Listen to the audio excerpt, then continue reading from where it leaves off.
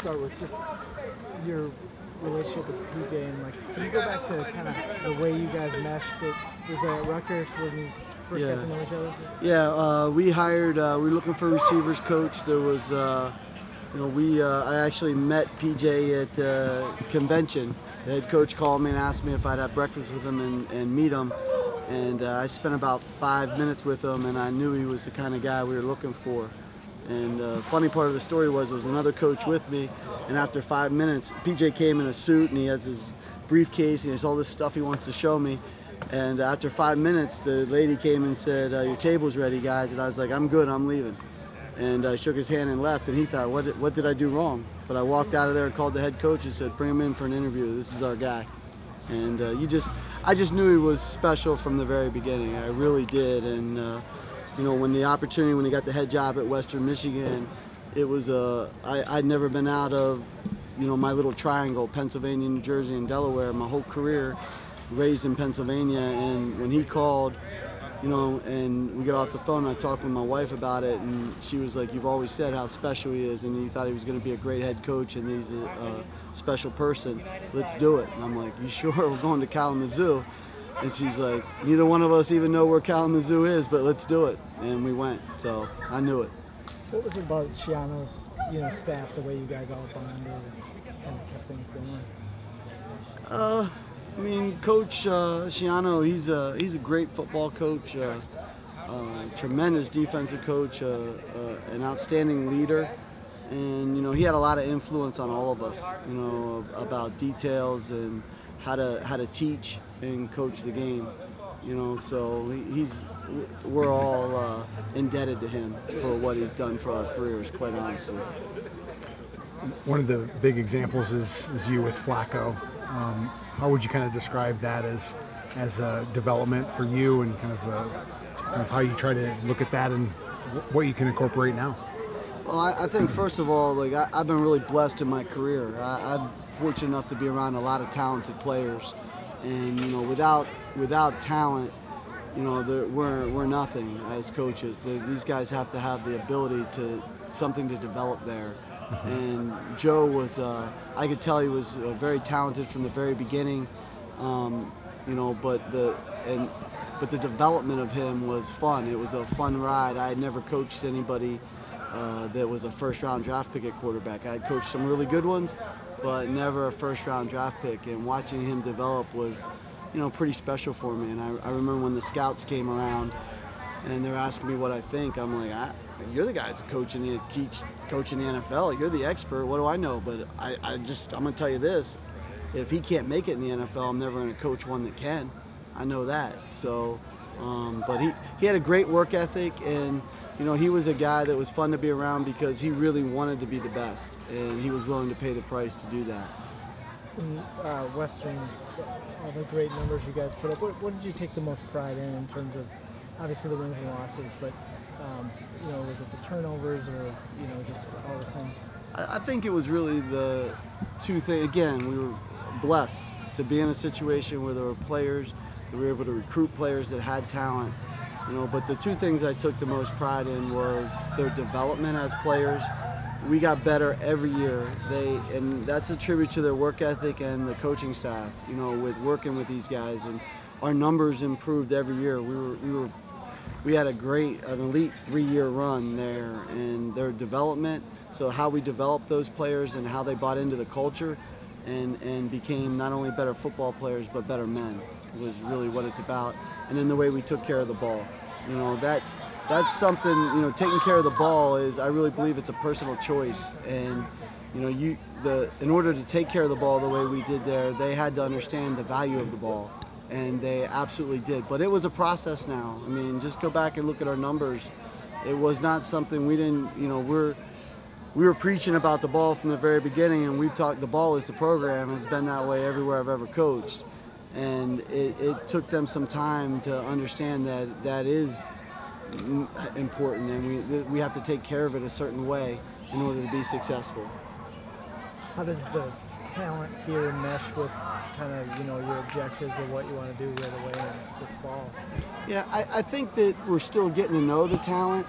I think another thing that I'm proud about at Western was that we evolved around our players, you know, and if anything I've done in my career is we've evolved around our players. We've had, you know, I had a great quarterback at Delaware at the very beginning, a guy named Andy Hall. He was a better runner than a thrower. He wasn't a natural decision maker in the passing game. And so we built the offense around those skills. And, you know, so here we're teaching a system right now. They're learning a system. Our system is our system. It's been the same system forever now. You know, but what we decide to emphasize within that system, we're still learning about what they do best. And, you know, because, you know, one day you teach a guy a new skill and he's not going to master it in that one day. You know, so we're all looking as coaching staffs, watching the progress that they're making, and then when the spring's over, we'll really go back through everything again and really evaluate, okay, we're improving in this area, or this particular route, for instance, they're not good at running, and look at it from the beginning of spring to the end, and they really didn't make a lot of improvement in that area, but they did in this, so let's emphasize this route instead of that. And the other thing will be too, once we decide who the quarterback is, you know, that's critical that we build around his strengths. And, you know, again, part of coaching is developing guys, but also being able to accentuate their strengths and minimize their weaknesses so they can play as close to their potential as we possibly can get them. You mentioned the system. Can you just, what are some guidelines? What kind of system is it, if you can explain it a little bit to us? What do you like to see? Well, we want to be, first of all, we want to take care of the ball. Okay, second of all, we want to be able to, from a philosophical standpoint, we want to be able to run the ball and throw the ball. Okay, we want to be balanced in both those areas because we believe explosive plays are really important to us. And, you know, the two easiest ways to get explosive plays is by executing on the run game and get your backs through the second level, and then play action passes. That's where the chunk plays come and the explosive plays. So we need to be balanced, you know, but depending on how the defense, by having that balance, then however the defense wants to play us, they can't be right. If we need to run the ball for 400 yards to win, we can do that. If we need to throw the ball for 400 yards, we can do that. And if you look back at our track record, you know, we've had games where we've rushed for 400 yards and threw for 150, and we've had games where, you know, we've thrown the ball for 400 yards and rushed for 100. But when we're really hitting on all cylinders is we have balance. So that's what we want to do is develop that balance. But it's real simple for us. We talk about the ball, we talk about execution, which is alignment, assignment, technique, and then doing it. And the little details are really important in being able to execute. So we want to take care of the ball, we want to out-execute you, and we're going to outplay you. We're going to bring the how. How we do things is different than everybody else, and we're going to play a little bit harder than you. That neck-time mentality, always attack and never fool. And these are their core philosophies.